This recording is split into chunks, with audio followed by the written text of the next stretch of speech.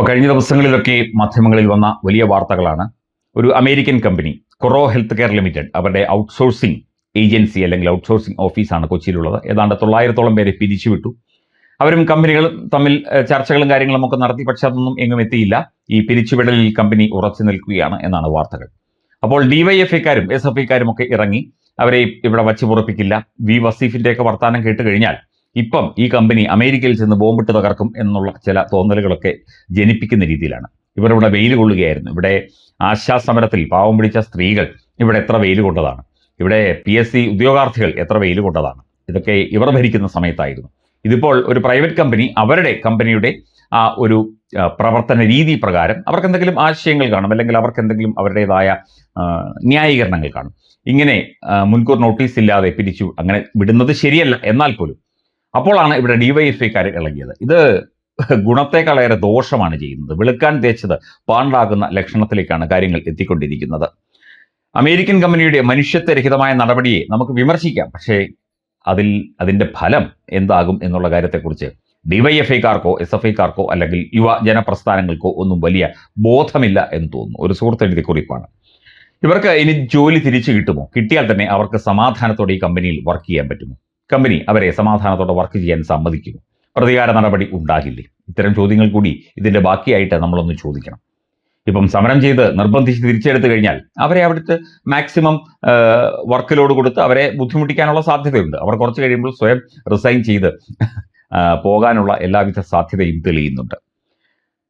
ഇവർ ജോലി ലഭിക്കുമ്പോൾ ഒപ്പിട്ട് കൊടുത്ത കോൺട്രാക്റ്റിലെ വ്യവസ്ഥകൾ എന്തൊക്കെ എന്ന് ഈ ഡിവൈഎഫ്ഐക്കാർക്ക് വല്ല ബോധവുമുണ്ടോ? നിന്നനിൽപ്പിൽ ജോലി പോവുക, ഓഫീസുകൾ അടയ്ക്കുക എന്നതൊക്കെ ലോകം മുഴുവനുമുള്ള കോർപ്പറേറ്റ് മേഖലയിലെ ഒരു നെസസറി ഈവിൾ ആണ്. ഒരു അത്യന്താപേക്ഷിതമായ ഒരു ദുർഘടാവസ്ഥയാണ്. കഴിഞ്ഞ ദിവസങ്ങളിലാണ് ഒറക്കിൾ എന്ന കമ്പനി നിരവധി പേരെ പിരിച്ചുവിട്ടത്. മൈക്രോസോഫ്റ്റ് 4000 ശിഷ്ടം പേരെ പിരിച്ചുവിട്ടു. ഇതൊക്കെ അറിഞ്ഞുകൊണ്ടാണ് ഇതിൽ എല്ലാവരും ജോലി ചെയ്യുന്നത്. ജോലി സുരക്ഷ മാത്രമാണ് ലക്ഷ്യമെങ്കിൽ ടെസ്റ്റ് എഴുതി സർക്കാർ ജോലി നോക്കേണ്ടി വരും. പക്ഷേ സർക്കാർ ജോലിക്ക് കോർപ്പറേറ്റ് മേഖലയിലെ വലിയ ശമ്പളം നൽകാനാവില്ല. വലിയ ശമ്പളവും ജോലി സുരക്ഷയും ഒരുമിച്ച് പോവില്ല. ഡിവൈഎഫ്ഐക്കാർ എറണാകുളം കൊറോ ഹെൽത്തിന്റെ ഓഫീസിലേക്ക് ഇടിച്ചു കയറിയെന്ന് കേട്ടു. എന്നിട്ട് അമേരിക്കയിൽ ഇരിക്കുന്ന കമ്പനി മാനേജ്മെന്റിന് എന്ത് ഡിവൈഎഫ്ഐ, എന്ത് കുട്ടിക്കമ്മികൾ, എന്ത് CITU. ഇതിന്റെ ഫലം അനുഭവിക്കാൻ പോകുന്നത് ജോലി നഷ്ടപ്പെട്ട ആ ജീവനക്കാർ തന്നെയാണ്. ഇപ്പോൾ തന്നെ അവർ എല്ലാ കമ്പനികളുടെയും നോട്ടപ്പുള്ളികൾ ആയി കഴിഞ്ഞിട്ടുണ്ടാകും. അവർക്ക് ഇനി ഒരു കമ്പനിയിൽ ഒരു ബ്ലാക്ക് മാർക്ക് വന്നു കഴിഞ്ഞാൽ പുതിയൊരു കമ്പനിയിൽ ജോലി കിട്ടാൻ പ്രയാസമായിരിക്കും. മാധ്യമ ശ്രദ്ധയ്ക്ക് ശേഷം കമ്മികൾ പൊടിയും തട്ടി അവരുടെ പാട്ടിന് പോകും. ഈ പാവങ്ങളെ പിന്നെ ഒരു കമ്പനിയും ഏഴെഴുത്ത് അടുപ്പിക്കില്ല. അത്രയ്ക്ക് ഉപകാരമാണ് ഈ ഡിവൈഎഫ്ഐക്കാർ ഈ പാവപ്പെട്ട യുവാക്കൾക്ക് ചെയ്തു കൊടുത്തിരിക്കുന്നത്. ഈ ട്രേഡ് യൂണിയൻ ഭീകരന്മാർ പറയുന്നത് കേൾക്കാതെ നല്ലൊരു റെസ്യൂം ഉണ്ടാക്കി ഇതുവരെയുള്ള എക്സ്പീരിയൻസും വെച്ച് വേഗം കൊള്ളാവുന്ന വേറെ കമ്പനിയിൽ പോവുകയാണ് ഈ യുവാക്കൾ ചെയ്യേണ്ടത്. 3 മാസത്തെ ശമ്പളം കിട്ടിയില്ലേ? ആ 3 മാസത്തിനകം നിങ്ങൾക്ക് ഒന്നാന്തരം കമ്പനിയിൽ നല്ല ശമ്പളത്തോടെ ജോലി കിട്ടാനുള്ള എല്ലാ സാധ്യതയുമുണ്ട്. ഈ ഇടത് ഡിവൈഎഫ്ഐ സാമൂഹ്യ ദ്രോഹികളെ ഇവരെ നമ്പിക്കഴിഞ്ഞാൽ ജന്മം പാഴായി പോകും എന്നാണ് ആ സുഹൃത്തിന്റെ അഭിപ്രായം. തീർച്ചയായിട്ടും നമ്മുടെയൊക്കെ പൊതു അഭിപ്രായം അങ്ങനെ തന്നെയാണ്. ഇവർക്ക് വേണ്ടി ഈ VD സതീശൻ സർക്കാർ ഭരിക്കുന്നത് കൊണ്ട്, UDF സർക്കാർ ഭരിക്കുന്നത് കൊണ്ട് പല മേഖലകളിലും കടന്ന് പല വിഷയങ്ങൾ ഉണ്ടാക്കാൻ ഇവർ ശ്രമിച്ചുകൊണ്ടിരിക്കുകയാണ്.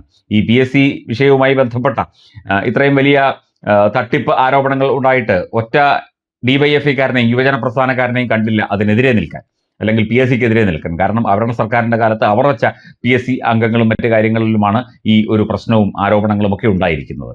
ഇവർ ഈ ഷോ കാണിക്കുന്നു. അവസാനം ഈ കൊറോ ഹെൽത്ത് കെയറിൽ ജോലി നഷ്ടപ്പെട്ട പാവങ്ങൾക്ക് മാത്രം പോകും. നിങ്ങളൊക്കെ തന്നെ മാധ്യമങ്ങളുടെ മുഖമായിട്ട് ഇപ്പോൾ വന്നിട്ടുണ്ട്. പക്ഷേ നിങ്ങൾക്ക് പുതിയൊരു കമ്പനിയിൽ ജോലി കിട്ടണമെങ്കിൽ നിങ്ങൾ ഈ സമരത്തിൽ പങ്കെടുത്തവരാണ് എന്നുണ്ടെങ്കിൽ മറ്റൊരു കമ്പനിയിലേക്ക് നിങ്ങളെ ക്ഷണിക്കില്ല എന്നുള്ള കാര്യം നിങ്ങൾക്കും അറിയാം. ബ്ലാക്ക് ലിസ്റ്റിൽ വന്നു കഴിഞ്ഞാൽ അങ്ങനെയാണ്. എന്തായാലും ഡിവൈഎഫ്ഐക്കാരെ ഒരു കാരണവശാലും നമ്പരുത്. അവർ അവരുടെ പാട്ടിന് പോകും. ജോലി കിട്ടാനുള്ള സാധ്യത പോകുന്നത്, ഇല്ലാതാകുന്നത് പാവം പിടിച്ച ഈ യുവാക്കൾക്കും യുവതികൾക്കുമായിരിക്കും.